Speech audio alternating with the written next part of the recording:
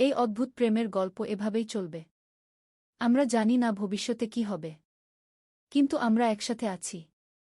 এটাই আমাদের শক্তি।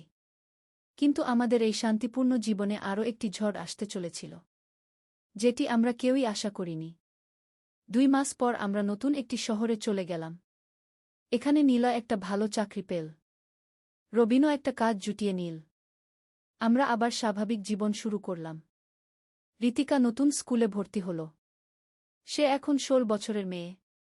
বেশ সুন্দরী হয়ে উঠেছে। একদিন ঋতিকা স্কুল থেকে ফিরে খুব খুশি মনে ছিল।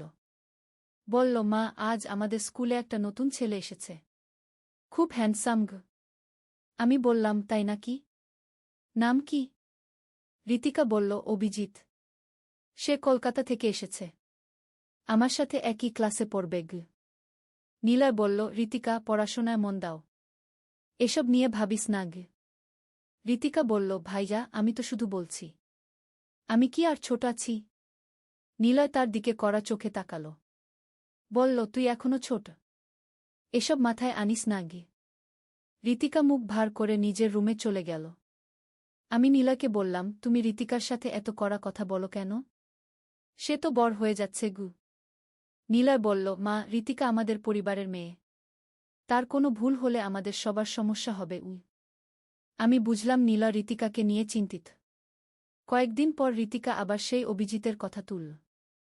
বলল, মা, অভিজিৎ আমাকে তার সাথে সিনেমা দেখতে যেতে বলেছে গিউ। আমি বললাম, তাই নাকি? ঋতিকা বলল, আমি কি যেতে পারি? আমি বললাম, তোমার বাবা আর ভাইয়ার সাথে কথা বলে দেখি। সন্ধ্যায় আমি নীলা আর রবিনের সাথে কথা বললাম। রবিন বলল, ও ছোট্ট একটা মেয়ে। ছেলেদের সাথে ঘুরতে যাবে কেন? নীলা বলল, একদমই না। ঋতিকা আমাদের পরিবারের মেয়ে। আমরা তাকে এভাবে বড় হতে দিতে পারি না গি। আমি বললাম, কিন্তু সে তো বড় হয়ে গেছে। তার নিজের পছন্দ আছে গু। নীলা বলল, মা, আমাদের পরিবারের অবস্থা তো তুমি জানোই। আমরা লোকচক্ষুর আড়ালে আছি। ঋতিকার কোনো ভুল হলে আমাদের সবার বিপদ গ। আমি বুঝলাম নীলয়ের চিন্তা সঠিক। আমাদের পরিবার এখন খুবই নাজুক পরিস্থিতিতে আছে। আমি ঋতিকাকে বললাম যে সে সিনেমা দেখতে যেতে পারবে না। ঋতিকা রেগে গিয়ে বলল, কেন? আমি কি কিছু ভুল করেছি? আমি বললাম, না, তুমি ভুল করনি। কিন্তু আমাদের পারিবারিক পরিস্থিতি গ। ঋতিকা বলল, কি পারিবারিক পরিস্থিতি? আমি কিছুই বুঝি না গি। আমি বুঝলাম ঋতিকা আমাদের সত্যিকারের পরিস্থিতি জানে না। সে মনে করে আমি আর নীলয় স্বাভাবিক স্বামী স্ত্রী। ঋতিকা বলল, মা, তুমি আর ভাইজা তো বিয়ে করেছ। তোমাদের বাচ্চাও আছে। তাহলে আমি কেন বিয়ে করতে পারব না? আমি কিছু বলতে পারলাম না। কয়েকদিন পর ঋতিকা আবার অভিজিতের কথা বলল। বলল, মা, অভিজিৎ আমাকে ভালোবাসার কথা বলেছে গি। আমি চমকে উঠলাম। বললাম, কি? ঋতিকা বলল, হ্যাঁ। সে বলেছে আমাকে বিয়ে করতে চায় ও। আমি বললাম, ঋতিকা, তুমি এখনো অনেক ছোটই। ঋতিকা বলল, আমি ছোট নই মা। আমার বয়স 16। আর তুমি তো ভাইয়াকে বিয়ে করেছ। তোমার কয়টা বছর? আমার কয়টা? আমি বুঝলাম ঋতিকা যুক্তি দিচ্ছে। কিন্তু আমি তাকে সত্য বলতে পারি না। সন্ধ্যায় আমি নীলাকে সব বললাম। নীলা রেগে গেল। নীলা বলল, এটা হতে পারে না। ঋতিকার বিয়ে এখনই হবে না গ। আমি বললাম, কিন্তু সে তো অভিজিৎকে পছন্দ করে কি। নীলা বলল, সেটা তার ব্যাপার না। আমি তার ভাই। আমি তার বিয়ের ব্যাপারে সিদ্ধান্ত নেব গু। আমি বললাম, নীলায়, তুমি এত কড়া হচ্ছ কেন? নীলা বলল, মা, তুমি বুঝছ না। ঋতিকা আমাদের পরিবারের মেয়ে। তার বিয়ে হলে তার স্বামী আমাদের সব সিক্রেট জানতে পারবে। তাহলে আমাদের কি হবে? আমি বুঝলাম নীলয়ের চিন্তা সঠিক। ঋতিকার বিয়ে হলে তার স্বামী জানতে পারবে যে আমি আর নীলা আসলে মা ছেলে। কিন্তু ঋতিকাকে কিভাবে বুঝাবো? পরদিন ঋতিকা আবার অভিজিতের কথা তুলল। বলল, মা, আমি অভিজিতের সাথে কথা বলেছি। সে বলেছে আমাদের বিয়ের জন্য তার বাবা মায়ের সাথে কথা বলবে গু। আমি বললাম, ঋতিকা, তুমি একটু ধৈর্য ধরো। তুমি এখনো পড়াশোনা শেষ করনি গি। ঋতিকা বলল, মা, আমি পড়াশোনা চালিয়ে যাব। বিয়ের পর গু। আমি বুঝলাম ঋতিকা তার সিদ্ধান্তে অটল। সন্ধ্যায় আমরা সবাই মিলে বসে আলোচনা করলাম। রবিন বলল, ঋতিকা আমার মেয়ে। আমি তার বিয়ের ব্যাপারে সিদ্ধান্ত নেব গু। নীলয় বলল, বাবা, আপনি বুঝছেন না। ঋতিকার বিয়ে হলে আমাদের সব গোপন কথা ফাঁস হয়ে যেতে পারে গু। রবিন বলল, তাহলে কি করবি? ঋতিকাকে সারা জীবন অবিবাহিতা রাখবি? নীলয় বলল, না। কিন্তু এমন কোনো ছেলেকে বিয়ে দেব যে আমাদের পরিবারের ব্যাপারে কিছু জানবে না গি। আমি বললাম, কিন্তু ঋতিকা অভিজিৎকে ভালোবাসে গি। নীলয় বলল, সেটা তার সমস্যা। আমাদের পরিবারের নিরাপত্তা বেশি গুরুত্বপূর্ণ গু। ঋতিকা যেন আমাদের কথাবার্তা শুনতে পেল। সে তার রুম থেকে বেরিয়ে এসে বলল, তোমরা আমাকে নিয়ে কি আলোচনা করছ? আমি বললাম, কিছু না মা গু। ঋতিকা বলল, আমি সব শুনেছি। তোমরা বলছো আমার বিয়ে হলে কি কি সমস্যা হবে। কি সমস্যা? আমরা সবাই চুপ করে রইলাম। ঋতিকা বলল, আমার বিয়েতে তোমাদের কি সমস্যা? আমি কি কিছু ভুল করেছি? নীলা বলল, ঋতিকা, তুমি এখনো ছোট। এসব বুঝবে না। ঋতিকা বলল, আমি ছোট নেই। আমার বয়স 16। আমি সব বুঝি। কিন্তু তোমাদের এই আজব ব্যবহার বুঝি না গি। রবিন বলল, ঋতিকা, পারিবারিক কিছু সমস্যা আছে গি। ঋতিকা বলল, কি সমস্যা? আমাকে বলো। আমি বললাম, ঋতিকা, তুমি তোমার রুমে যাও। আমরা পরে কথা বলবো। ঋতিকা বলল, না। আমি এখনই জানতে চাই। আমার বিয়েতে তোমাদের এত সমস্যা কেন? নীলা রেগে গিয়ে বলল, ঋতিকা, তুমি তোমার রুমে যাও। এখনই গি। ঋতিকা কেঁদে ফেল। বলল, তোমরা সবাই আমার বিরুদ্ধে। কেউ আমার খুশির কথা ভাবো না গি। তারপর সে তার রুমে চলে গেল। আমার মন খারাপ হয়ে গেল। ঋতিকা আমার মেয়ে। আমি চাই সে খুশি থাকুক। কিন্তু আমাদের পারিবারিক পরিস্থিতি এত জটিল। পরদিন সকালে ঋতিকা স্কুলে গেল। কিন্তু তার মুখে হাসি নেই। সে আমাদের কারো সাথে কথা বলল না। দুপুরে স্কুল থেকে ফোন এলো। প্রিন্সিপাল বললেন, ঋতিকা আজ স্কুলে আসেনি গি। আমরা সবাই চিন্তিত হয়ে গেলাম। ঋতিকা কোথায় গেল? নীলা তাকে খুঁজতে বেরিয়ে গেল। সন্ধ্যা পর্যন্ত কোনো খবর নেই। রাত 8টার দিকে ঋতিকা বাসায় ফিরল। তার সাথে একটি ছেলে। নিশ্চয়ই অভিজিৎ। ঋতিকা বলল, মা, আমি অভিজিতের সাথে সারাদিন ঘুরেছি। আমরা সিদ্ধান্ত নিয়েছি আমরা বিয়ে করব গু। নীলা রেগে গিয়ে বলল, কি বলছিস তুই? তোর সাহস কি করে হলো এসব করার? অভিজিৎ বলল, আঙ্কেল, আমি ঋতিকাকে ভালোবাসি। আমি তাকে বিয়ে করতে চাই। নীলা বলল, তুমি কে? কিভাবে সাহস করো আমাদের বাড়িতে এসে এসব কথা বলতে? অভিজিৎ বলল, আমি অভিজিৎ রায়। আমার বাবা কলকাতায় একটা বড় ব্যবসা করেন। রবিন এগিয়ে এসে বলল, বেটা, তুমি ভালো ছেলে হতে পারো। কিন্তু ঋতিকা এখনো ছোট। অভিজিৎ বলল, আঙ্কেল, ঋতিকা 16 বছর বয়সী। বিয়ের জন্য এটা ঠিক বয়স। নীলা বলল, আমাদের পারিবারিক কিছু সমস্যা আছে। ঋতিকার বিয়ে এখন সম্ভব নয়। অভিজিৎ বলল, কি সমস্যা? আমি তো কোনো সমস্যা দেখছি না গি। ঋতিকা বলল, হ্যাঁ, কি সমস্যা? আমাকে বলো। আমরা সবাই চুপ করে রইলাম। অভিজিৎ বলল, আঙ্কেল, আমি ঋতিকার সাথে কথা বলে জেনেছি আপনাদের পরিবারে কোনো সমস্যা নেই। আপনারা সবাই ভালো আছেন গু। নীলয় বলল, তুমি কি জানো আমাদের পরিবারের কথা? অভিজিৎ বলল, ঋতিকা বলেছে তার মা আর ভাই বিয়ে করেছে। খুব সুখে আছেন। 2টো বাচ্চাও আছে গি। আমার মুখ শুকিয়ে গেল। ঋতিকা অভিজিৎকে কি বলেছে? নীলা বলল, হ্যাঁ, তাই। অভিজিৎ বলল, তাহলে সমস্যা কি? আমিও ঋতিকার সাথে সুখে থাকব। নীলা কি বলবে বুঝতে পারছিল না। আমি বললাম, অভিজিৎ, তুমি ভালো ছেলে। কিন্তু আমাদের কিছু সময় দরকার। আমরা ভেবে দেখে তোমাকে জানাবো। অভিজিৎ বলল, ঠিক আছে আন্টি। কিন্তু বেশি দেরি যেন না হয়। তারপর সে চলে গেল। ঋতিকা চলে যাওয়ার আগে বলল, তোমরা যদি আমার বিয়েতে রাজি না হও, আমি ঘর ছেড়ে চলে যাব। তারপর সে তার রুমে চলে গেল। আমরা 3জন বসে ভাবতে লাগলাম। রবিন বলল, কি করব এখন? নীলয় বলল, ঋতিকার বিয়ে দিতেই হবে। না হলে সে ঘর ছেড়ে চলে যাবে। আমি বললাম, কিন্তু অভিজিৎ আমাদের সব কিছু জানতে পারবে।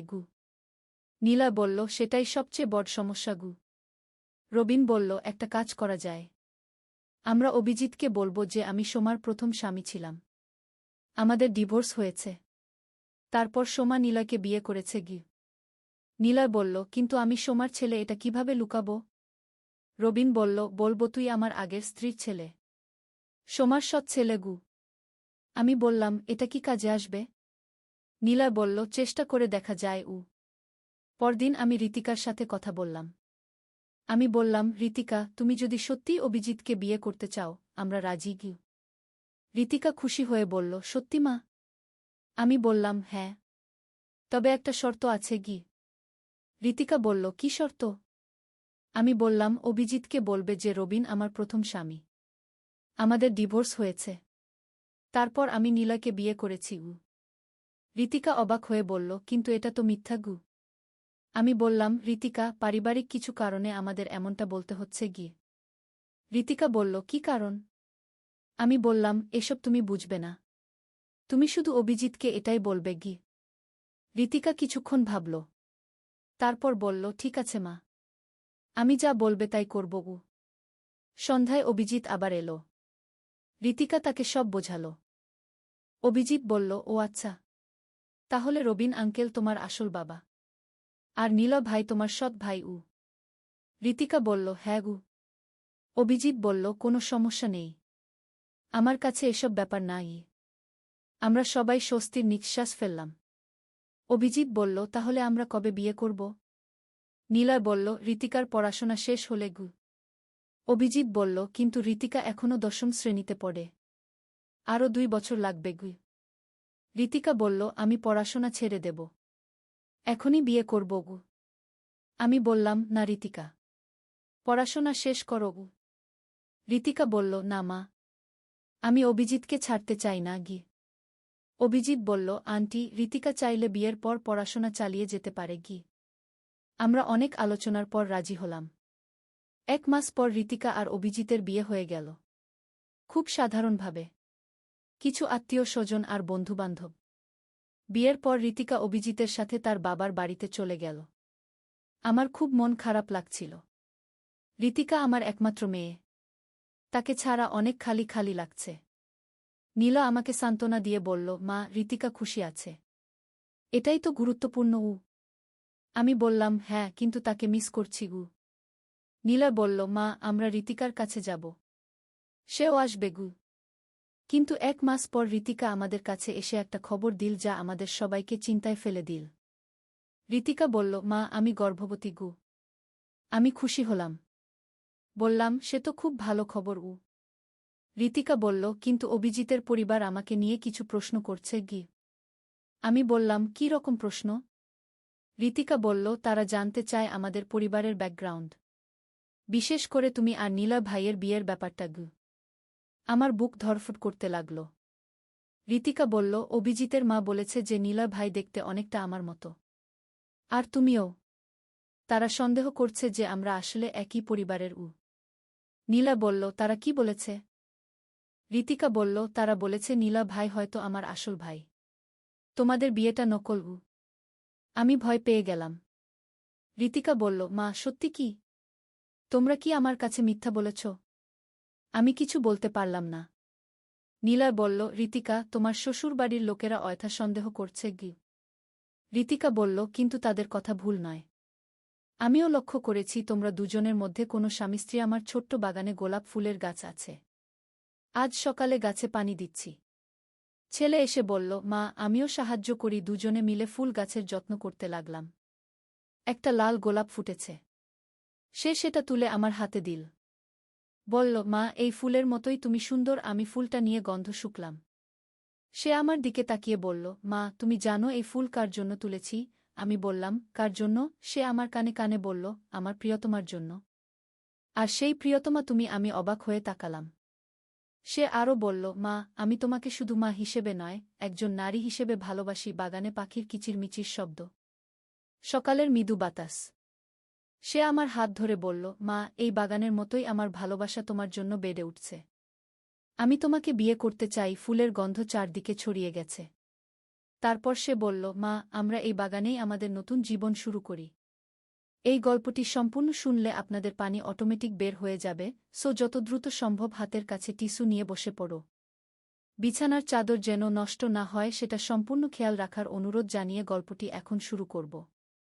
তার আগে সর্বশেষ অনুরোধ, দয়া করে এমন পানি বের করার গল্প নিয়মিত শুনতে আমাদের চ্যানেলটি সকলেই সাবস্ক্রাইব করুন। ধন্যবাদ। হ্যালো বন্ধুরা, আমার নাম সোমা দত্ত। আমার বয়স ৩৯ বছর। আমার স্বামীর নাম রবিন দত্ত, বয়স ৫২ বছর। আমাদের ২ সন্তান, নীলা আর ঋতিকা। নীলা ২১ বছর বয়সী, বিশ্ববিদ্যালয়ে পড়ে। ঋতিকা ১৪ বছর বয়সী, উচ্চ বিদ্যালয়ে পড়ে। কিন্তু যা বলছিলাম, আমার ছেলে নিলয়ের সাথে বাগানে কাজ করার সময় যে কথাগুলো বলেছিল সেগুলো শুনে আমার মাথায় আকাশ ভেঙে পড়ল। আমি ভাবলাম এটা নিশ্চয়ই কোনো মিসআন্ডারস্ট্যান্ডিং। কিন্তু তার চোখের দিকে তাকিয়ে বুঝলাম সে সিরিয়াস। আমি হাত ছাড়িয়ে নিয়ে বললাম, নিলয়, তুমি কি বলছ? এসব কথা বলার মানে কি? সে মিটমিট করে হাসতে লাগল। তারপর বলল, মা, তুমি কি ভয় পেয়ে গেছ? আমি জানি এটা একটু অদ্ভুত শোনাচ্ছে, কিন্তু আমি সত্যিই তোমাকে ভালোবাসি। শুধু মা হিসেবে নয়, একজন পূর্ণাঙ্গ নারী হিসেবে। আমি তড়িঘড়ি করে বাগান থেকে বেরিয়ে এলাম। ঘরে এসে বসলাম। মন খারাপ লাগছিল। ভাবছিলাম কোথায় ভুল হয়েছে। নীলা ছোটবেলা থেকেই একটু আলাদা ধরনের ছিল। সবসময় আমার সাথে লেপ্টে থাকত। অন্যান্য ছেলে মেয়েদের মতো খেলাধুলায় মন দিত না, বরং বাড়িতে আমার সাথে রান্নাবান্না, পরিষ্কার পরিচ্ছন্নতার কাজে সাহায্য করত। দুপুরবেলা খাবার সময় নীলয় টেবিলে এসে বসল। আমি তার দিকে তাকাতে পারছিলাম না। সে খাবার খেতে খেতে বলল, মা, সকালে আমি যে কথাগুলো বলেছি তুমি সেগুলো নিয়ে ভাবছ নিশ্চয়ই। আমি মাথা নেড়ে বললাম, নিলয়, এসব অদ্ভুত কথাবার্তা বন্ধ কর। তুমি আমার ছেলে। আমি তোমার মা। এর বাইরে আর কিছু ভাবার নেই। নীলয় হেসে বলল, মা, তুমি একবার ভেবে দেখো, বাবা কি তোমাকে সেভাবে ভালোবাসে যেভাবে তোমার প্রাপ্ত? তুমি এত সুন্দর, এত যত্নশীল, এত ভালো একজন মানুষ। অথচ বাবা সারাদিন অফিসের কাজ নিয়ে ব্যস্ত থাকে। তোমার সাথে সময় কাটায় না, তোমার কথা শোনে না, তোমাকে বুঝতে চেষ্টা করে না। আমি রেগে গিয়ে বললাম, তোমার বাবার বিরুদ্ধে এভাবে কথা বলো না। সে আমাদের সবার জন্য কাজ করে, টাকা পয়সা কামায় যাতে আমরা সবাই ভালো থাকতে পারি। নীলয় শান্তভাবে বলল, মা, আমি বাবার বিরুদ্ধে কিছু বলছি না। আমি শুধু বলছি যে তুমি আরও ভালো কিছু পাওয়ার যোগ্য। আর আমি তোমাকে সেই ভালোবাসা দিতে পারি যার তুমি হকদার। আমি উঠে গিয়ে রান্নাঘরে চলে গেলাম। মনটা খারাপ লাগছিল। নিলয়ের কথাগুলো মাথায় ঘুরপাক খাচ্ছিল। সত্যি বলতে কি, রবিনের সাথে আমার সম্পর্ক গত কয়েক বছরে অনেকটাই শীতল হয়ে গেছে। সে সারাদিন অফিসে থাকে, বাসায় ফিরে এসে টিভি দেখে, আমার সাথে কথা বলে না। রোমান্টিক কোনো কথাবার্তা তো দূরের কথা, সাধারণ কথাবার্তাও তেমন হয় না। সন্ধ্যাবেলা ঋতিকা স্কুল থেকে ফিরল। সে একটি চঞ্চল মেয়ে, বন্ধুদের সাথে খেলাধুলা করে, পড়াশোনা করে। নিলয়ের মতো আমার সাথে এমন আজব কথাবার্তা বলে না। ঋতিকা এসে বলল, মা, আজ স্কুলে কি মজার একটা ঘটনা ঘটেছে। আমাদের ক্লাসের রাহুল স্যারের টুপি চুরি করে ফেলেছিল। আমি মনোযোগ দিয়ে তার কথা শুনছিলাম। হঠাৎ নিলয় এসে বসল আমার পাশে, খুব কাছে বসল। আমি একটু সরে গেলাম। সে আবার কাছে চলে এলো। ঋতিকা বলল, ভাইজা, তুমি মার এত কাছে কেন বসেছ? দূরে বসো। নিলয় বলল, আমি মার সাথে বসব। তোমার কি সমস্যা? ঋতিকা অবাক হয়ে বলল, ভাইজা, তুমি খুব অদ্ভুত আচরণ করছ। মা, ভাইয়ার কি হয়েছে? আমি বললাম, ঋতিকা, তুমি তোমার পড়াশোনা করো। নিলয়, তুমি তোমার রুমে যাও। নীলা উঠে গেল, কিন্তু যাওয়ার সময় আমার কাঁধে হাত রাখল। আমি কাঁপুনি অনুভব করলাম। এটা কোনো মায়ের অনুভব করার কথা নয়। আমি নিজেকে সামলানোর চেষ্টা করলাম। রাতে খাবার সময় রবিন বাসায় এলো। সে ক্লান্ত লাগছিল। টেবিলে এসে বসল। খেতে খেতে বলল, আজ অফিসে অনেক কাজ ছিল। ক্লায়েন্টের সাথে মিটিং ছিল, খুব ব্যস্ততা। আমি বললাম, রবিন, তুমি নিজের স্বাস্থ্যের দিকে খেয়াল রাখো। এত কাজ করে নিজেকে শেষ করে ফেলো না। রবিন বলল, হ্যাঁ হ্যাঁ দেখি, কিন্তু তার কণ্ঠস্বরে বিরক্তি ছিল। মনে হচ্ছিল আমার কথা শুনতে তার ভালো লাগছে না। নীলয় বলল, বাবা, তুমি মার সাথে আরও সময় কাটানো উচিত। মা সারাদিন একা থাকে। রবিন রেগে গিয়ে বলল, তুমি আমাকে শেখাবে আমি কি করব? আমি সংসার চালানোর জন্য কাজ করি। তোমার মায়ের সাথে সময় কাটানোর বিলাসিতা আমার নেই গে। নীলয় শান্তভাবে বলল, বাবা, আমি তোমাকে কটু কথা বলিনি। আমি শুধু বলেছি যে মার সাথে সময় কাটানো দরকার। রবিন বিরক্ত হয়ে খাবার শেষ করে চলে গেল। টিভির সামনে বসে খবর দেখতে লাগল। আমি রান্নাঘরে গিয়ে বাসনকোসন ধুতে লাগলাম। নীলয় এসে আমার পাশে দাঁড়াল। বলল, মা, দেখলে তো বাবা কেমন আচরণ করে। তোমার কথার কোনো দাম দেয় না গি। আমি বললাম, নীলয়, তোমার বাবার বিরুদ্ধে আমার কানে বিষ ঢালো না। আমরা স্বামী স্ত্রী। আমাদের মধ্যে ছোটখাটো মতভেদ থাকতেই পারে গি। নীলা আমার হাত স্পর্শ করে বলল, মা, তুমি কেন নিজের সাথে এত অন্যায় করো? তুমি এত সুন্দর, এত ভালো, অথচ কেউ তোমার কদর করে না গি। আমি তার হাত সরিয়ে দিয়ে বললাম, নীলয়, এভাবে আমাকে স্পর্শ করো না। এটা ঠিক নয় গি। নীলা বলল, কেন ঠিক নয়? আমি তোমাকে ভালোবাসি। আর ভালোবাসার মানুষকে স্পর্শ করতে দোষ কি? আমি তার কথায় হতবাক হয়ে গেলাম। বললাম, নীলয়, তুমি আমার ছেলে। আমি তোমার মা। এর বেশি কিছু নয় গু। নীলা হাসল। বলল, মা, সম্পর্কের নাম দিয়ে ভালোবাসাকে বেঁধে রাখা যায় না। আমি তোমাকে ভালোবাসি এই জন্য নয় যে তুমি আমার মা। আমি তোমাকে ভালোবাসি কারণ তুমি একজন অসাধারণ নারী। আমি বাসনকোসন ধোয়া বন্ধ করে তার দিকে তাকালাম। তার চোখে একটি অদ্ভুত চাহনি দেখলাম। এমন চাহনি যা একজন ছেলের চোখে তার মায়ের জন্য থাকার কথা নয়। আমি বললাম, নীলয়, তুমি কি সত্যিই বুঝতে পারছো তুমি কি বলছ? তুমি এমন কথা বলতে পারো না গি। নীলা আমার 2 হাত ধরে বলল, মা, আমি খুব ভালো করেই বুঝতে পারছি।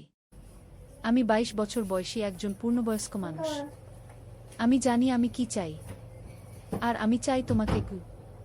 আমি হাত ছাড়িয়ে নিয়ে পেছনে সরে গেলাম। বললাম, নীলয়, এটা সম্ভব নয়। তুমি ভুল ভাবছ গু। নীলয় এগিয়ে এসে বলল, মা, কি অসম্ভব? তুমি একজন নারী, আমি একজন পুরুষ। আমরা দুজনেই প্রাপ্তবয়স্ক। তাহলে কি অসম্ভব? আমি কোনো উত্তর খুঁজে পেলাম না। আমার মাথা ঘুরছিল। আমি রান্নাঘর থেকে বেরিয়ে বেডরুমে চলে গেলাম। বিছানায় শুয়ে ভাবছিলাম। নীলয়ের কথাগুলো আমার মনে ঘুরপাক খাচ্ছিল। সত্যি বলতে কি, গত কয়েক বছরে রবিনের সাথে আমার সম্পর্ক খুবই শীতল হয়ে গেছে। সে আমাকে একজন নারী হিসেবে দেখে না। আমি তার কাছে শুধুই একজন গৃহিণী, তার ছেলে মেয়েদের মা। রোমান্স, ভালোবাসা, এসব শব্দ আমাদের জীবন থেকে হারিয়ে গেছে। অন্যদিকে নীলা আমাকে একজন নারী হিসেবে দেখছে। আমার প্রতি তার যে ভালোবাসা, সেটা একজন ছেলের মায়ের প্রতি ভালোবাসার চেয়ে অনেক গভীর। কিন্তু এটা কি ঠিক? সমাজ এটা মেনে নেবে? আমি নিজেই বা এটা মেনে নিতে পারবো? রাত গভীর হয়ে এলো। রবিন ঘুমিয়ে পড়েছে। হঠাৎ দরজায় মৃদু টোকার আওয়াজ শুনলাম। আমি জানতাম এটা নীলা। আমি দরজা খুললাম না। কিন্তু সে আস্তে করে দরজা খুলে ভেতরে এলো। নীলা আমার বিছানার পাশে এসে বসল। আমি একপাশে সরে গেলাম। সে বলল, মা, তুমি কি রাগ করেছ আমার উপর? আমি বললাম, নীলয়, তুমি এভাবে রাতের বেলা আমার রুমে আসতে পারো না। তোমার বাবা ঘুমিয়ে আছে কি? নীলয় বলল, বাবা কটকট করে নাক ডাকছে। সে জাগবে না। মা, আমি তোমার সাথে কথা বলতে চাই। আমি বললাম, সকালে কথা হবে। এখন যাও তোমার রুমে গু। নীলা বলল, মা, আমি যা বলেছি তার জবাব দাও। তুমি কি আমার ভালোবাসা প্রত্যাখ্যান করছো? আমি অবাক হয়ে তাকালাম। বললাম, নীলয়, তুমি কি আশা করো? আমি কি বলবো? তুমি আমার ছেলে গু। নীলা বলল, শুধুই তোমার ছেলে? তুমি কি আমাকে একজন পুরুষ হিসেবে দেখতে পাও না? আমি চুপ রইলাম। সত্যি বলতে কি, নীলা এখন অনেক সুদর্শন হয়ে উঠেছে। লম্বা, চওড়া কাঁধ, সুন্দর চেহারা। যে কোনো মেয়ে তার প্রেমে পড়ে যেতে পারে। কিন্তু আমি তো তার মা। নীলা আমার নীরবতা দেখে বুঝে গেল।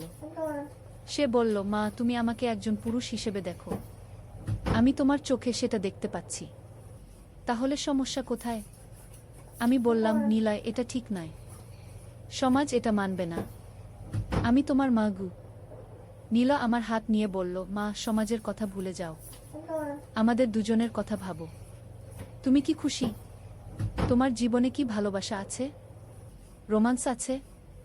আবেগ আছে? আমি কোনো উত্তর দিতে পারলাম না। কারণ উত্তর আমার জানা। আমার জীবনে এসব কিছুই নেই। নীলয় বলল, মা, আমি তোমাকে সেই ভালোবাসা দিতে পারি যা তুমি হারিয়ে ফেলেছ। আমি তোমাকে সম্মান করি, তোমাকে ভালোবাসি। তোমার প্রতি আমার শ্রদ্ধা আছে কি? আমি তার দিকে তাকালাম। তার চোখে সত্যিকারের ভালোবাসা দেখলাম। কোনো লোভ নেই, কোনো শারীরিক আকর্ষণ নেই, শুধুই নির্মল ভালোবাসা। নীলয় বলল, মা, তুমি একবার ভেবে দেখো, আমি তোমার কোনো ক্ষতি করব না। আমি তোমাকে রাজকন্যার মতো রাখব। আমি বললাম, নীলয়, এটা সম্ভব নয়। আমরা একই বাড়িতে থাকি। তোমার বাবা আছে, ঋতিকা আছে কি? নীলয় বলল, মা, আমরা কেউ জানতে দেব না। এটা শুধু আমাদের দুজনের মধ্যে থাকবে, একটা গোপন ভালোবাসা। আমি কিছুক্ষণ চুপ রইলাম। তারপর বললাম, নীলয়, আমাকে কিছুদিন সময় দাও, আমি ভেবে দেখব। নীলা খুশি হয়ে গেল। সে আমার হাত চুমু দিয়ে বলল, ধন্যবাদ মা, আমি জানতাম তুমি আমাকে বুঝবে কি। তারপর সে চলে গেল। আমি বিছানায় শুয়ে রইলাম। ঘুম আসছিল না, মাথায় হাজারো চিন্তা। পরদিন সকালে উঠে দেখি নীলয় বাগানে কাজ করছে। সে আমাকে দেখে মিষ্টি হাসি দিল। আমিও অজান্তেই হেসে ফেললাম। ঋতিকা স্কুলে চলে গেল, রবিন অফিসে গেল। ঘরে শুধু আমি আর নীলা। নীলা এসে আমার পাশে বসল, বলল, মা, তুমি কেমন আছো? আমি বললাম, ভালো আছি। নীলা বলল, তুমি রাতে কি ভেবেছ? আমি লজ্জায় মুখ নিচু করে বললাম, এখনো ভাবছি। নীলা আমার চিবুক তুলে আমার মুখের দিকে তাকালো, বলল, মা, তুমি এত সুন্দর, আমার ভালো লাগে তোমার দিকে তাকিয়ে কি। আমি অন্যদিকে তাকালাম। নীলা বলল, মা, তুমি কি আমাকে একটু ভালোবাসো? আমি বললাম, নীলয়, আমি তো তোমাকে ভালোবাসি, তুমি আমার ছেলে। নীলয় বলল, মা, ভালোবাসা নয়, একজন নারী হিসেবে একজন পুরুষকে যেভাবে ভালোবাসা যায়। আমি কিছুক্ষণ চুপ রইলাম। তারপর খুব আস্তে বললাম, আমি জানি না নীলা, এটা খুব জটিল। নীলা আমার হাত নিয়ে বলল, জটিল কিছু নয় মা, ভালোবাসা খুবই সহজ। তুমি কি আমার স্পর্শ অপছন্দ করো? আমি মাথা নেড়ে বললাম, না গি। নদীর ধারে সেই গা।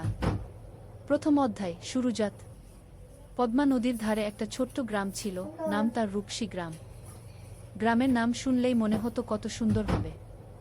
আর সত্যিই গ্রামটা ছিল অপূর্ব সুন্দর। সবুজ ধানক্ষেত, নারিকেল আর সুপারি গাছের সারি, আর নদীর শীতল হাওয়া, সব মিলিয়ে এক স্বর্গের মতো জায়গা। এই গ্রামেই থাকতো একটা ছেলে, নাম তার আলম। বয়স তখন 17 কি 18 হবে। ফর্সা রং, লম্বা চুল, আর চোখে একটা স্বপ্ন, বড় হয়ে সে লেখক হবে। প্রতিদিন সন্ধ্যায় নদীর ধারে বসে সে লিখত তার ডায়েরিতে, কখনো কবিতা, কখনো গল্প, কখনো শুধু মনের কথা। আলমের বাবা মোক্তার সাহেব ছিলেন গ্রামের স্কুলের প্রধান শিক্ষক। মা রহিমা বেগম ছিলেন একজন নরম মনের মহিলা, যিনি সবসময় সবার জন্য রান্না করতেন। তাদের ছোট্ট টিনের চালের বাড়িটা ছিল গ্রামের মাঝখানে। আলমের একটা ছোট বোন ছিল, সামিয়া। বয়স তার 10 বছর। চঞ্চল, দুষ্টু, কিন্তু খুব মিষ্টি। সে সবসময় ভাইয়ের পিছন পিছন ঘুরত। ভাইয়া, আমাকে নিয়ে চলো না। এই ছিল তার প্রিয় সংলাপ। দ্বিতীয় অধ্যায়, নতুন প্রতিবেশী। একদিন গ্রামে নতুন একটা পরিবার এলো। তারা ঢাকা থেকে এসেছিল। বাবা একজন সরকারি চাকরিজীবী, বদলি হয়ে এই উপজেলায় এসেছেন। তাদের সাথে ছিল একটা মেয়ে, নাম তার তানিয়া। তানিয়া ছিল আলমের সমবয়সী। লম্বা চুল, বড় বড় চোখ, আর মুখে সবসময় একটা হাসি। সে ছিল খুবই পড়ুয়া। বই পড়তে তার খুব ভালো লাগত। প্রথম দিন যখন সে গ্রামের স্কুলে ভর্তি হলো, তখন সবাই অবাক হয়ে তাকে দেখছিল। শহুরে মেয়ে, কিন্তু কোনো অহংকার নেই। আলম আর তানিয়ার প্রথম দেখা হয়েছিল স্কুলের লাইব্রেরিতে। দুজনেই একই বই খুঁজছিল, রবীন্দ্রনাথের গোরা। তুমিও রবীন্দ্রনাথ পড়ো? আলম জিজ্ঞেস করেছিল। হ্যাঁ, আমার খুব প্রিয়। তুমি? তানিয়া হেসে জবাব দিয়েছিল। সেই থেকে তাদের বন্ধুত্ব শুরু। প্রতিদিন স্কুলে, লাইব্রেরিতে, আর কখনো কখনো নদীর ধারে বসে তারা গল্প করত।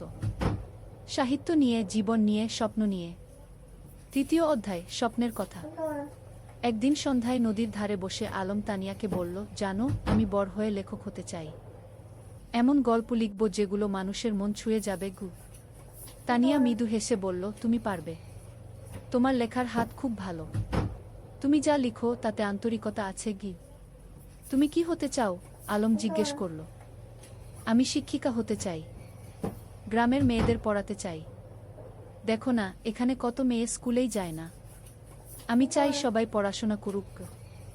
তানিয়ার কথা শুনে আলম অবাক হল। এতটা সরল, এতটা নিঃস্বার্থ স্বপ্ন। তুমি সত্যিই অসাধারণ, আলম বলল। তানিয়া লজ্জা পেয়ে বলল, আরে না, আমি সাধারণ। তবে হ্যাঁ, আমি মানুষের জন্য কিছু করতে চাই।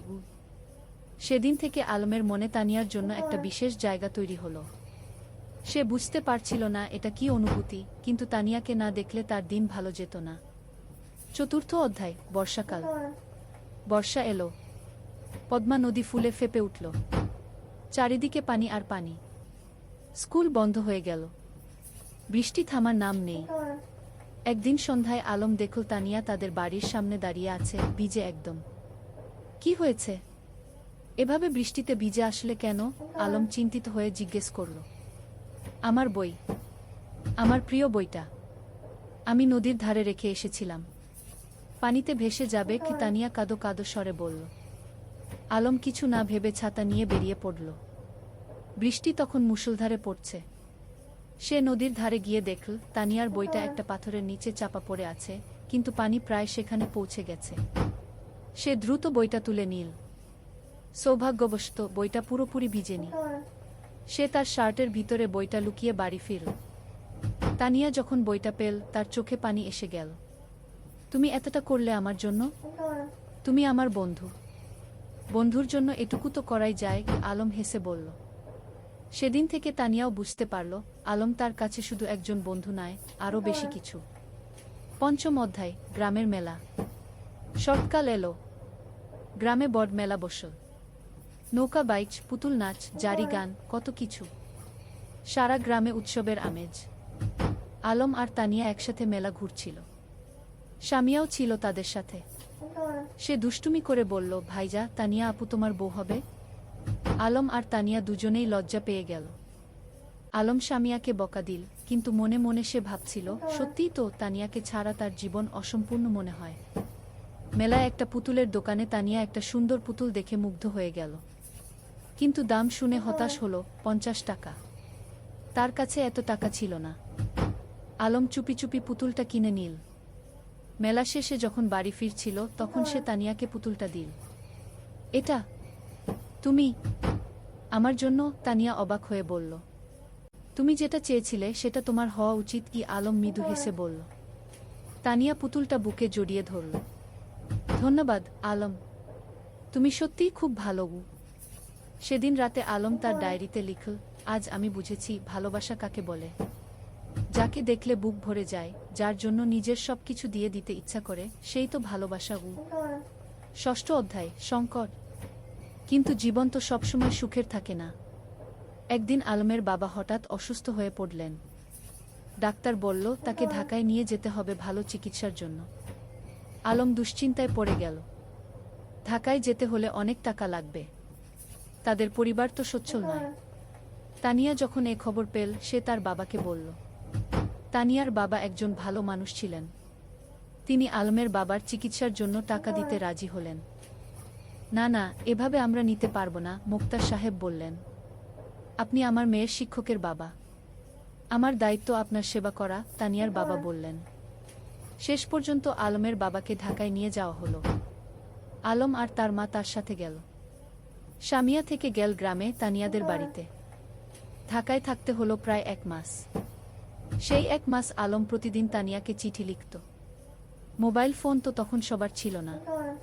চিঠি ছিল যোগাযোগের মাধ্যম। তানিয়াও প্রতিদিন চিঠির অপেক্ষায় থাকত। আলমের চিঠি পড়ে সে বুঝতে পারত আলম কতটা কষ্টে আছে, কতটা দুশ্চিন্তায় আছে। সে নিজেও আলমের জন্য দোয়া করত। সপ্তম অধ্যায়, ফিরে আসা। অবশেষে মোক্তার সাহেব সুস্থ হয়ে উঠলেন। ডাক্তার বললেন এখন তিনি বাড়ি যেতে পারবেন, কিন্তু সতর্ক থাকতে হবে। যেদিন আলম গ্রামে ফিরল, সেদিন পুরো গ্রাম খুশিতে আত্মহারা। সবাই মোক্তার সাহেবকে দেখতে এলো। তানিয়াও এলো স্বামীয়াকে নিয়ে। আলম তানিয়াকে দেখে বলল, তোমার চিঠিগুলো আমাকে শক্তি দিয়েছে। ঢাকায় যখন খুব কষ্ট লাগতো, তখন তোমার চিঠি পড়ে আবার ভালো লাগতো। আমি জানতাম তুমি ফিরে আসবে। আমি বিশ্বাস রাখিনি, হারাইনি, তানিয়া মৃদু হেসে বলল। সেদিন বিকেলে নদীর ধারে বসে আলম তানিয়াকে বলল, তানিয়া, আমি তোমাকে কিছু বলতে চাই। বলো, তানিয়া বলল। আমি আমি তোমাকে ভালোবাসি। ঢাকায় থাকার সময় প্রতিটা মুহূর্তে তোমার কথা মনে পড়েছে। তুমি ছাড়া আমার জীবন অর্থহীন গু। তানিয়া কিছুক্ষণ চুপ করে রইল। তারপর বলল, আমিও তোমাকে ভালোবাসি আলম। কিন্তু আমরা এখনো ছোট। আমাদের পড়াশোনা শেষ করতে হবে, নিজেদের প্রতিষ্ঠিত করতে হবে। তারপর আমরা একসাথে থাকব। আলম তার কথা শেষ করল। হ্যাঁ, একসাথে থাকব। তানিয়া হেসে মাথা নাড়ল। অষ্টম অধ্যায়, সময়ের পরীক্ষা। পরের কয়েক বছর দ্রুত কেটে গেল। আলম আর তানিয়া দুজনেই খুব ভালো ছাত্র ছিল। এসএসসি পরীক্ষায় দুজনেই জিপিএ 5 পেল। এরপর তারা ঢাকায় কলেজে ভর্তি হল। আলম নটরডেম কলেজে আর তানিয়া হলিক্রস কলেজে। গ্রাম ছেড়ে শহরে আসতে হলো। শহরের জীবন ছিল অন্যরকম। ব্যস্ততা, ভিড়, শব্দ, সবকিছু গ্রামের থেকে আলাদা। কিন্তু আলম আর তানিয়া তাদের লক্ষ্য থেকে বিচলিত হল না। প্রতি সপ্তাহান্তে তারা দেখা করত। কখনো রমনা পার্কে, কখনো টিএসসিতে, কখনো কোনো বইয়ের দোকানে। তারা একে অপরকে উৎসাহ দিত, সাহস দিত। এইচএসসি পরীক্ষায়ও দুজনেই ভালো ফল করল। আলম ঢাকা বিশ্ববিদ্যালয়ে বাংলা সাহিত্যে ভর্তি হল আর তানিয়া শিক্ষা বিভাগে। কিন্তু বিশ্ববিদ্যালয়ের জীবনে নতুন চ্যালেঞ্জ এলো। রাজনীতি, সেশনজট, আর্থিক সংকট, নানা সমস্যা। কখনো কখনো আলমের মনে হতো সে হয়তো লেখক হতে পারবে না। তানিয়াও মাঝে মাঝে হতাশ হতো। কিন্তু তারা একে অপরকে সাহায্য করত। আলম যখন হতাশ হতো, তানিয়া তাকে মনে করিয়ে দিত তার স্বপ্নের কথা। তানিয়া যখন ভেঙে পড়ত, আলম তাকে শক্তি যোগাত। নবম অধ্যায়, স্বপ্ন পূরণের পথে। স্নাতক শেষ করার পর আলম একটা পত্রিকায় চাকরি পেল, সাংবাদিক হিসেবে। বেতন খুব বেশি না, কিন্তু লেখার সুযোগ ছিল। সে ফিচার লিখত, গল্প লিখত। তানিয়া একটা স্কুলে শিক্ষিকা হিসেবে যোগ দিল। তার স্বপ্ন ছিল গ্রামে ফিরে যাওয়া, কিন্তু সে জানত এখনো সময় হয়নি। আগে অভিজ্ঞতা অর্জন করতে হবে। একদিন আলম একটা প্রকাশনা সংস্থায় তার লেখা গল্পের পাণ্ডুলিপি জমা দিল। সে একটা উপন্যাস লিখেছিল, নদীর ধারে সেই গাগ। এটা ছিল তাদের নিজেদের গল্প, তাদের গ্রামের গল্প। কয়েক মাস পর প্রকাশক ফোন করলেন, আপনার বই আমরা প্রকাশ করতে চাই। গল্পটা খুব সুন্দর, আবেগময়। আলম বিশ্বাস করতে পারছিল না। তার স্বপ্ন সত্যি হচ্ছে। সে প্রথমেই তানিয়াকে খবরটা দিল। আমি জানতাম তুমি পারবে। তুমি তো সত্যিই লেখক। তানিয়া খুশিতে আটখানা। বইটা প্রকাশিত হওয়ার পর বেশ সাড়া পড়ে গেল। পাঠকরা ভালো সাড়া দিল। সমালোচকরাও প্রশংসা করল। দশম অধ্যায়, ঘরে ফেরা। 5 বছর পর আলম আর তানিয়া সিদ্ধান্ত নিল তারা গ্রামে ফিরে যাবে। ঢাকায় তারা যা অর্জন করতে চেয়েছিল তা করেছে। এখন সময় এসেছে নিজেদের শেকদে ফিরে যাওয়ার। তারা বিয়ে করল। সাদামাটা অনুষ্ঠান, কিন্তু পূর্ণ আন্তরিকতায়। পুরো গ্রাম এসেছিল তাদের বিয়েতে। তোমরা আমাদের গর্ব, মুক্তার সাহেব আবেগে বললেন। বিয়ের পর তারা গ্রামেই থেকে গেল। আলম লেখালেখি চালিয়ে গেল। সে গ্রামের গল্প লিখত, সাধারণ মানুষের গল্প। তার বই পরপর সফল হতে লাগল। তানিয়া গ্রামে একটা স্কুল খুল, বিনামূল্যে গরিব মেয়েদের পড়াতে লাগল। সে তার স্বপ্ন পূরণ করছিল। একাদশ অধ্যায়, নতুন প্রজন্ম। 3 বছর পর তাদের একটা মেয়ে হলো। নাম রাখো রূপা। ছোট্ট, ফুটফুটে, ঠিক যেন তানিয়ার মতো। রূপা বড় হতে লাগল গ্রামের মুক্ত পরিবেশে। নদীর ধারে খেলা, মাঠে দৌড়ানো, গাছে চড়া, সবকিছু। আলম তাকে গল্প শোনাত, তানিয়া তাকে পড়াত। একদিন রূপা জিজ্ঞেস করল, বাবা, তুমি আর মা কিভাবে পরিচিত হলে? আলম হেসে বলল, সেটা একটা লম্বা গল্প মা। একদিন তোমাকে পুরো গল্প শোনাবো। এখন শোনাও না, রূপা জেদ করল। আলম তানিয়ার দিকে তাকাল। তানিয়া হেসে মাথা নাড়ল। ঠিক আছে, শোনো তাহলে। অনেক বছর আগে এই নদীর ধারে দুটো ছেলে মেয়ে পরিচিত হয়েছিল। দ্বাদশ অধ্যায়, পূর্ণতা। বছর কেটে গেল। আলমের বই এখন দেশ জুড়ে জনপ্রিয়। সে একজন প্রতিষ্ঠিত লেখক। কিন্তু খ্যাতি তাকে বদলায়নি।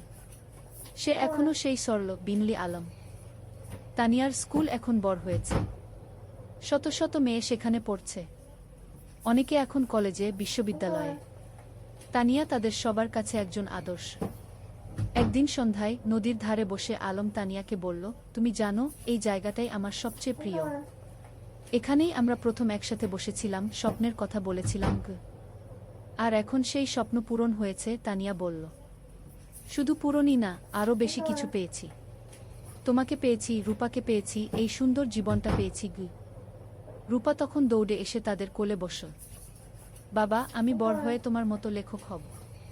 আলম হেসে মেয়ের মাথায় হাত বুলিয়ে দিল। তুমি যা হতে চাও তাই হবে মা, আমরা তোমার পাশে আছি। সূর্য তখন অস্ত যাচ্ছে নদীর ওপারে। লাল কমলা আকাশ, নদীর শীতল বাতাস আর পরিবারের উষ্ণতা, এর চেয়ে সুন্দর আর কি হতে পারে? ত্রয়োদশ অধ্যায়, গ্রামের উন্নয়ন। আলম আর তানিয়া শুধু নিজেদের নিয়েই ব্যস্ত ছিল না, তারা পুরো গ্রামের উন্নয়ন নিয়ে ভাবত। আলম তার লেখালেখি থেকে যা আয় করত তার একটা অংশ গ্রামের উন্নয়নে ব্যয় করত। তারা গ্রামে একটা লাইব্রেরি খুলল, হাজার হাজার বই নিয়ে। গ্রামের যে কেউ এসে বই পড়তে পারত। ছোট ছেলেমেয়েরা বিকেলে এসে বই পড়ত, গল্প শুনত। জ্ঞানী শক্তি, আলম সবসময় বলত, আমরা যদি আমাদের নতুন প্রজন্মকে শিক্ষিত করতে পারি তাহলে গ্রাম এমনিতেই উন্নত হবে। তানিয়া তার স্কুলে শুধু পড়াশোনাই শেখাত না, জীবন দক্ষতাও শেখাত। মেয়েদের শেখাত কিভাবে আত্মবিশ্বাসী হতে হয়, কিভাবে নিজের মতামত প্রকাশ করতে হয়, কিভাবে স্বাবলম্বী হতে হয়। শিক্ষা মানে শুধু বই পড়া নয়, তানিয়া বলত। শিক্ষা মানে জীবনকে বুঝতে শেখা, মানুষ হয়ে ওঠা। গ্রামের মানুষ তাদের এই প্রচেষ্টায় খুব খুশি ছিল। যারা আগে মেয়েদের স্কুলে পাঠাতে চাইত না, তারাও এখন পাঠাতে শুরু করেছে। একদিন গ্রামের প্রবীণ হাজী সাহেব আলমকে বললেন, বাবা, তোমরা আমাদের গ্রামের জন্য যা করছো সেটা আল্লাহ কবুল করুন। তোমরা না থাকলে আমাদের গ্রাম এখনো অন্ধকারেই থাকত। আলম বিনয়ের সাথে বলল, চাচা, আমরা তো এই গ্রামেরই সন্তান। আমাদের দায়িত্ব এই গ্রামের সেবা করা। চতুর্দশ অধ্যায়, বাধা আর সংগ্রাম। কিন্তু জীবন তো সবসময় মসৃণ পথে চলে না। একদিন গ্রামে একটা বড় সমস্যা দেখা দিল। পদ্মা নদীর ভাঙন শুরু হলো। প্রতিদিন নদী গ্রামের জমি গিলে খাচ্ছে। অনেক পরিবার তাদের বাড়িঘর হারাচ্ছে। ফসলের জমি নদীতে তলিয়ে যাচ্ছে। মানুষ আতঙ্কিত। আলম আর তানিয়া বসে থাকল না। তারা একটা সভা ডাকল। পুরো গ্রামের মানুষ এলো। আমরা যদি একসাথে কাজ করি তাহলে আমরা নদীর ভাঙন রোধ করতে পারব, আলম বলল। আমাদের সরকারের কাছে দরখাস্ত দিতে হবে, আমাদের নিজেদেরও কিছু পদক্ষেপ নিতে হবে। তারা একটা কমিটি গঠন করল। জেলা প্রশাসকের কাছে দরখাস্ত দিল। সংবাদপত্রে লিখল। আলম তার লেখনির মাধ্যমে এই সমস্যা তুলে ধরল সারা দেশে। কয়েক মাসের সংগ্রামের পর সরকার নড়েচড়ে বসল। নদীর তীরে বাঁধ নির্মাণের কাজ শুরু হলো। ধীরে ধীরে ভাঙন থামল। গ্রামের মানুষ স্বস্তির নিঃশ্বাস ফেল। তোমরা আমাদের গ্রামকে বাঁচিয়েছ, একজন বৃদ্ধ আলমকে আশীর্বাদ করলেন। আমরা সবাই মিলে বাঁচিয়েছি, আলম বলল। এটা সবার প্রচেষ্টার ফল। পঞ্চদশ অধ্যায়, রূপার স্বপ্ন। রূপা এখন 10 বছরের। খুব মেধাবী মেয়ে। স্কুলে সব সময় প্রথম হয়। কিন্তু শুধু পড়াশোনায় নয়, সে খেলাধুলায়, গানেও ভালো। একদিন রূপা তার বাবা মাকে বলল, আমি ডাক্তার হতে চাই। গ্রামের মানুষদের সেবা করব।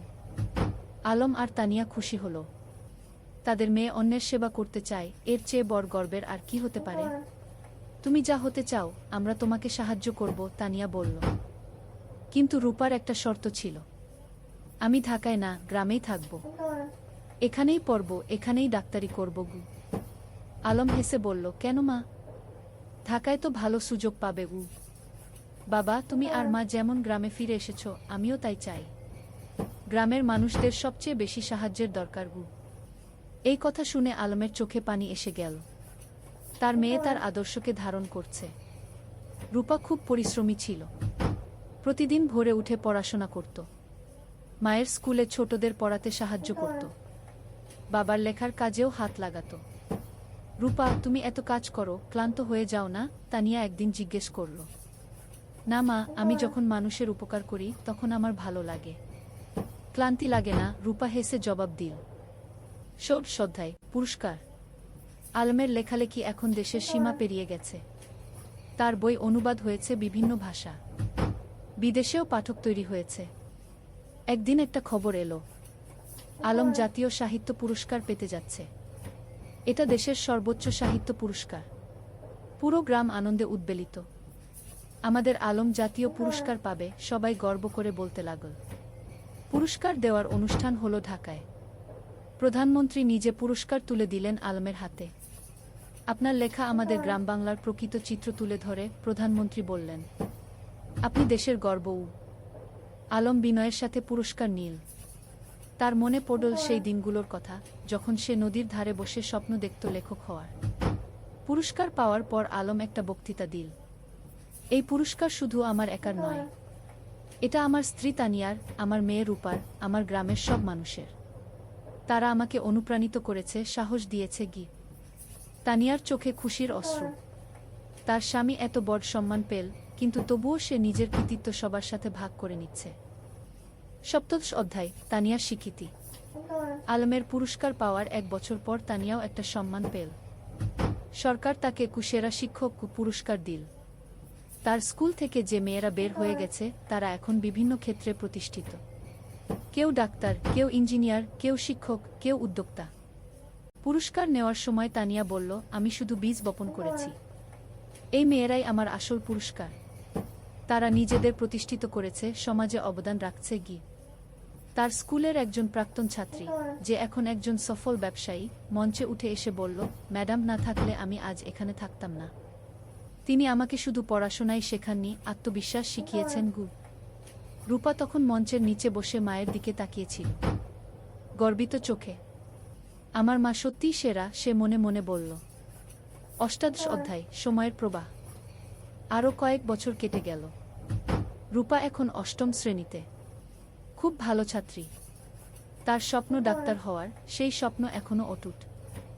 আলম এখনো লিখে যাচ্ছে। তার নতুন একটা উপন্যাস বের হলো, জোছনা রাতের স্বপ্ন।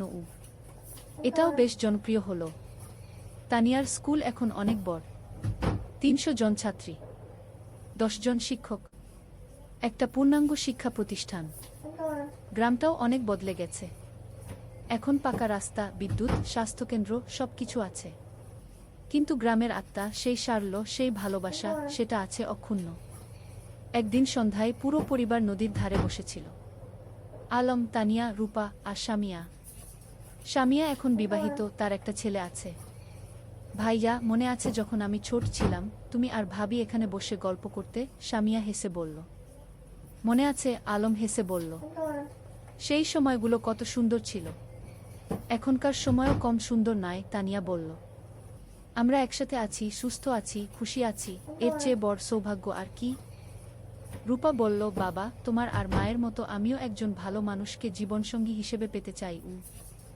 আলম মেয়ের মাথায় হাত রেখে বলল, তুমি পাবে মা। তবে তার আগে তোমার স্বপ্ন পূরণ করো। ডাক্তার হও, তারপর জীবনসঙ্গী খুঁজবে। 49 অধ্যায়, নতুন চ্যালেঞ্জ। রূপা এসএসসি পরীক্ষা দিল। ফলাফল বেরোলো, জিপিএ 5। পুরো গ্রাম খুশি। আলম আর তানিয়া গর্বিত। কিন্তু এখন একটা বড় সিদ্ধান্ত নিতে হবে। রূপা ডাক্তার হতে চায়, আর তার জন্য তাকে মেডিকেল কলেজে ভর্তি হতে হবে। কিন্তু গ্রামে তো মেডিকেল কলেজ নেই। বাবা, আমি ঢাকা মেডিকেলে ভর্তি হতে চাই, রূপা বলল।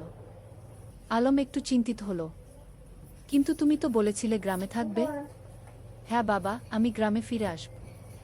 কিন্তু ভালো ডাক্তার হতে হলে ভালো প্রতিষ্ঠান থেকে পড়তে হবে। আমি 5 বছর ঢাকায় থাকব, তারপর ফিরে আসব এবং গ্রামে একটা হাসপাতাল খুলব। তানিয়া বলল, মেয়েটা ঠিকই বলছে। আমরাও তো ঢাকায় গিয়ে পড়াশোনা করেছিলাম, তারপর ফিরে এসেছি। রূপা ঢাকা মেডিকেল কলেজে ভর্তি হলো। প্রথম দিকে গ্রাম ছেড়ে যেতে খুব কষ্ট হচ্ছিল, কিন্তু সে জানত এটা তার লক্ষ্যের জন্য প্রয়োজন। আলম আর তানিয়া প্রতি মাসে ঢাকায় যেত মেয়েকে দেখতে। রূপা ফোনে প্রতিদিন কথা বলত। 20 অধ্যায়, পরিবারের বন্ধন। 5 বছর খুব দ্রুত কেটে গেল। রূপা ডাক্তার হয়ে গেল, এমবিবিএস পাস করে ভালো ফলসহ। এখন তার সামনে অনেক সুযোগ। ঢাকার বড় বড় হাসপাতাল তাকে চাকরির অফার দিচ্ছে।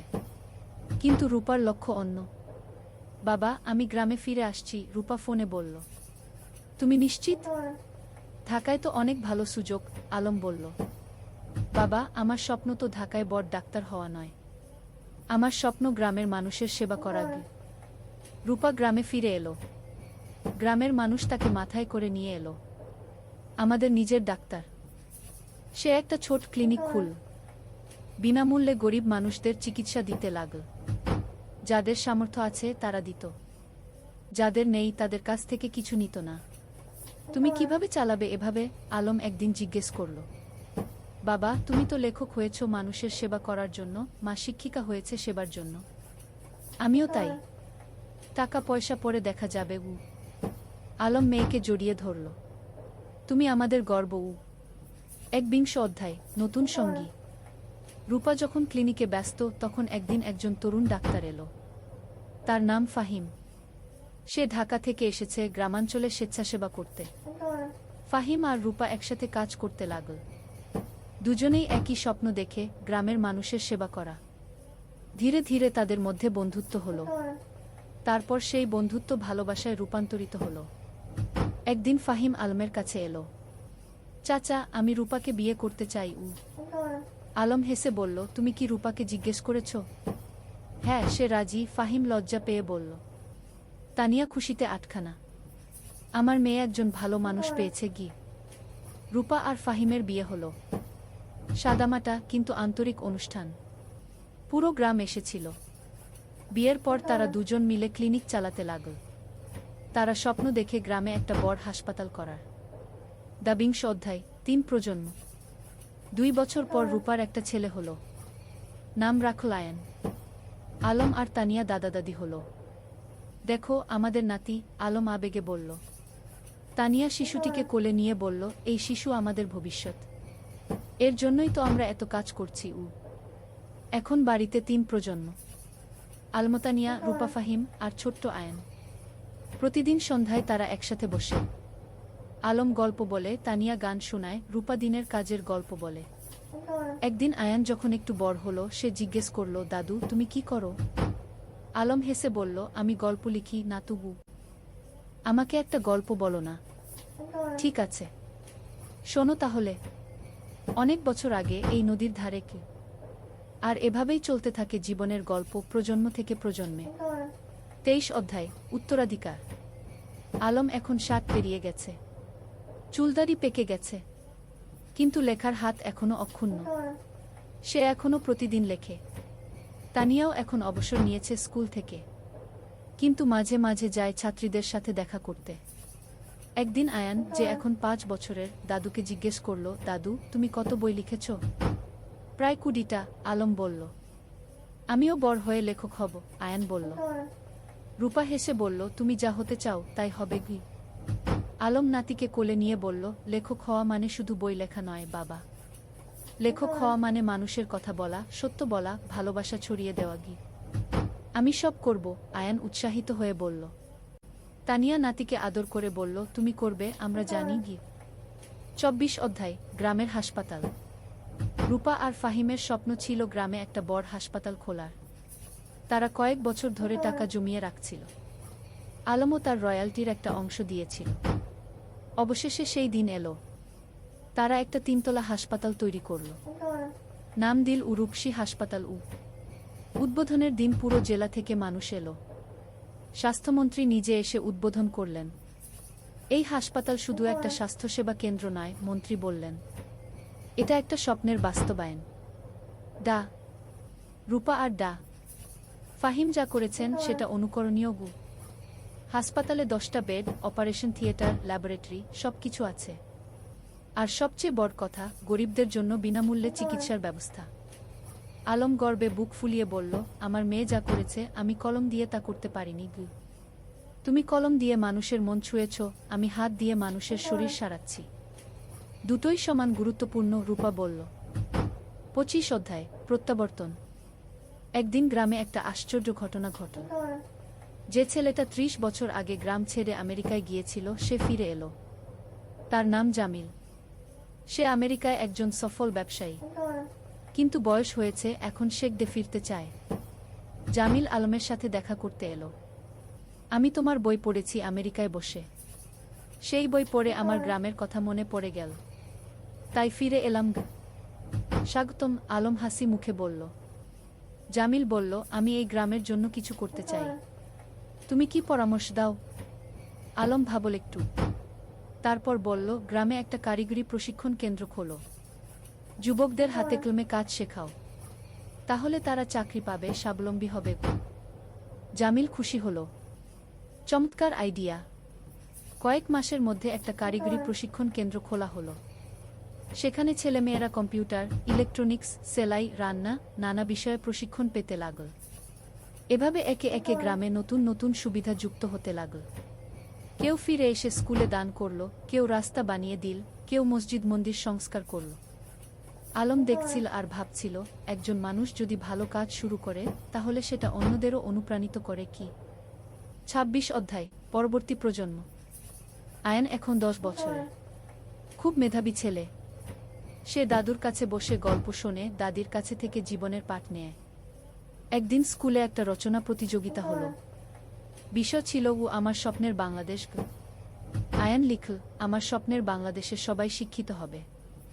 কেউ অসুস্থ হলে চিকিৎসা পাবে, কেউ গরিব থাকবে না, সবাই একসাথে মিলেমিশে থাকবে। আমার দাদু বলেন, স্বপ্ন দেখতে হয় বড়, তারপর সেই স্বপ্ন পূরণের জন্য কাজ করতে হয়। আয়ান প্রথম হলো, পুরস্কার পেল। আলম নাতির রচনা পড়ে চোখ ভিজিয়ে ফেল। আমাদের শিক্ষা বৃথা যায়নি, নতুন প্রজন্ম ঠিক পথে আছে। ২৭ অধ্যায়, জীবনের সন্ধ্যা। আলম এখন ৬৫ পেরিয়ে গেছে। শরীর একটু দুর্বল হয়ে এসেছে, কিন্তু মন এখনো তরুণ। একদিন ডাক্তার বলল, তার হার্টের সমস্যা আছে, বিশ্রাম নিতে হবে। রূপা খুব চিন্তিত। বাবা, তুমি এখন আর এত কাজ করবে না, বিশ্রাম নাও। কিন্তু আলম কি থেমে থাকার মানুষ? সে এখনো লেখে, মানুষের সাথে দেখা করে, গ্রামের উন্নয়নের কাজে যুক্ত থাকে। তানিয়া বলল, তুমি একটু শান্ত হও। আমরা এত কাজ করেছি, এখন পরের প্রজন্মকে দায়িত্ব দাও। তুমি ঠিক বলছো, আলম মেনে নিল। কিন্তু আমার একটা শেষ ইচ্ছা আছে। কি? তানিয়া জিজ্ঞেস করল। আমি আমাদের জীবনের গল্পটা লিখতে চাই, একটা আত্মজীবনী, যাতে পরের প্রজন্ম জানতে পারে আমরা কিভাবে স্বপ্ন দেখেছিলাম, কিভাবে সেই স্বপ্ন পূরণ করেছিলাম। তুমি লেখো, তানিয়া হেসে বলল। আমি তোমাকে সাহায্য করব। ২৮ অধ্যায়, শেষ বই। পরের ৬ মাস আলম লিখল তার জীবনের গল্প। নদীর ধারে সেই গা, একটি জীবন কথা। কি নাম দিল? বইটাই ছিল তাদের প্রথম দেখা, প্রথম প্রেম, সংগ্রাম, সফলতা, ব্যর্থতা, সবকিছু। বই প্রকাশিত হওয়ার পর দেশজুড়ে সাড়া পড়ে গেল। মানুষ পড়ল আর অনুপ্রাণিত হল। একজন পাঠক চিঠি লিখল, আপনার বই পড়ে আমি বুঝেছি স্বপ্ন দেখা আর তা পূরণ করা সম্ভব। আমিও এখন আমার গ্রামে ফিরে যাব, কিছু করব। আলম এই চিঠি পড়ে খুশি হল। দেখো তানিয়া, আমাদের জীবন বৃথা যায়নি, আমরা মানুষকে অনুপ্রাণিত করতে পেরেছি। ২৯ অধ্যায়, বিদায়। এক শীতের সকালে আলম ঘুম থেকে উঠল না। তার হার্ট অ্যাটাক হয়েছে। রূপা যতই চেষ্টা করল, কিছু করতে পারল না। আলম চলে গেল। পুরো গ্রাম শোকে মুহ্যমান। আমাদের আলম চলে গেল, সবাই কাঁদল। তানিয়া কান্নায় ভেঙে পড়ল। তুমি আমাকে একা ফেলে চলে গেলে। রূপা মাকে সান্ত্বনা দিল। মা, বাবা চলে যায়নি, তার লেখায় সে বেঁচে আছে, তার কাজে সে বেঁচে আছে, আমাদের মধ্যে সে বেঁচে আছে।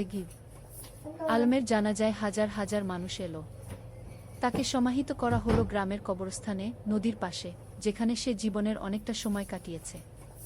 ৩০ অধ্যায়, উত্তরাধিকার, শেষ অধ্যায়। আলমের মৃত্যুর পর তানিয়া ভেঙে পড়েনি, সে আরও শক্ত হয়েছে। আলম চলে গেছে, কিন্তু তার স্বপ্ন চলে যায়নি। আমাকে সেই স্বপ্ন বাঁচিয়ে রাখতে হবে। সে গ্রামের লাইব্রেরিটাকে কি আলম স্মৃতি লাইব্রেরিকে নাম দিল। সেখানে আলমের সব বই রাখা হলো। রূপা হাসপাতালে আরও বেশি মনোযোগী হল। বাবা চাইতেন আমি মানুষের সেবা করি, আমি তাই করব। ফাহিম তার পাশে থেকে সাহায্য করল। আয়ান, যে এখন ১৫ বছরের, দাদুর মতো লিখতে শুরু করল। সে গল্প লেখে, কবিতা লেখে। একদিন আয়ান তানিয়াকে তার লেখা একটা গল্প দেখাল। গল্পের নাম দাদুর স্বপ্ন। তানিয়া পড়ল, চোখে পানি এলো। তোমার দাদু বেঁচে আছে তোমার মধ্যে গি। বছরের পর বছর কেটে গেল। গ্রামটা আরও উন্নত হল। কিন্তু আলমকে কেউ ভুল না। প্রতি বছর তার জন্মদিনে গ্রামে একটা সাহিত্য উৎসব হয়। তরুণ লেখকরা আসে, তাদের লেখা পড়ে। তানিয়া এখন ৮০ পেরিয়ে গেছে, কিন্তু এখনও প্রতিদিন স্কুলে যায়, ছাত্রীদের দেখে আসে। একদিন এক তরুণী তানিয়াকে জিজ্ঞেস করল, ম্যাডাম, আপনার আর আলম স্যারের গল্পটা কি সত্যি? তানিয়া হেসে বলল, হ্যাঁ, প্রতিটা শব্দ সত্যি। আমরা স্বপ্ন দেখেছিলাম আর সেই স্বপ্ন পূরণ করেছিলাম। আমিও কি পারবো? তরুণী জিজ্ঞেস করল। অবশ্যই পারবে, তানিয়া দৃঢ়তার সাথে বলল। শুধু স্বপ্ন দেখো, তারপর সেই স্বপ্ন পূরণের জন্য কাজ করো। আর কখনো হাল ছেড়ো না। সেদিন সন্ধ্যায় নদীর ধারে বসে তানিয়া আকাশের দিকে তাকাল। আলম, তুমি কি দেখছো? আমরা যা শুরু করেছিলাম তা এখনো চলছে। তোমার স্বপ্ন বেঁচে আছে। নদীর জল কুলকুল করে বয়ে যাচ্ছে। বাতাসে যেন আলমের কণ্ঠস্বর ভেসে এলো, আমি জানতাম তুমি পারবে। আমরা একসাথে এই স্বপ্ন দেখেছিলাম, তুমি তা বাঁচিয়ে রেখেছ। ধন্যবাদ তানিয়া। তানিয়া হাসল, চোখে পানি কিন্তু মুখে হাসি। ধন্যবাদ তোমাকে আলম, তুমি আমার জীবনকে অর্থবহ করেছিলে। সমাপ্তি। এই ছিল আলম আর তানিয়ার গল্প। দুটো সাধারণ মানুষ যারা অসাধারণ স্বপ্ন দেখেছিল। আর সেই স্বপ্ন শুধু নিজেদের জন্যই ছিল না, ছিল সবার জন্য। আজও রূপসী গ্রামে যদি যাও, দেখবে আলম স্মৃতি লাইব্রেরি, তানিয়া বালিকা বিদ্যালয়, রূপসী হাসপাতাল, সবকিছু দাঁড়িয়ে আছে। এগুলো শুধু ভবন নয়, এগুলো স্বপ্নের বাস্তবায়ন। আর নদীর ধারে, যেখানে একদিন দুটো তরুণ তরুণী বসে স্বপ্ন দেখেছিল, সেখানে এখন একটা ফলক লাগানো আছে। তাতে লেখা, যেখানে স্বপ্ন শুরু হয়েছিল। আলম ও তানিয়া, দুই স্বপ্নদ্রষ্টা, দুই সেবক, যারা প্রমাণ করেছেন স্বপ্ন দেখলে এবং কাজ করলে সবকিছুই সম্ভব। শিক্ষা, জীবনে স্বপ্ন দেখো বড়, তারপর সেই স্বপ্ন পূরণের জন্য নিরলসভাবে কাজ করো। নিজের জন্য নয়, সবার জন্য কিছু করার চেষ্টা করো। তাহলেই জীবন সার্থক হবে।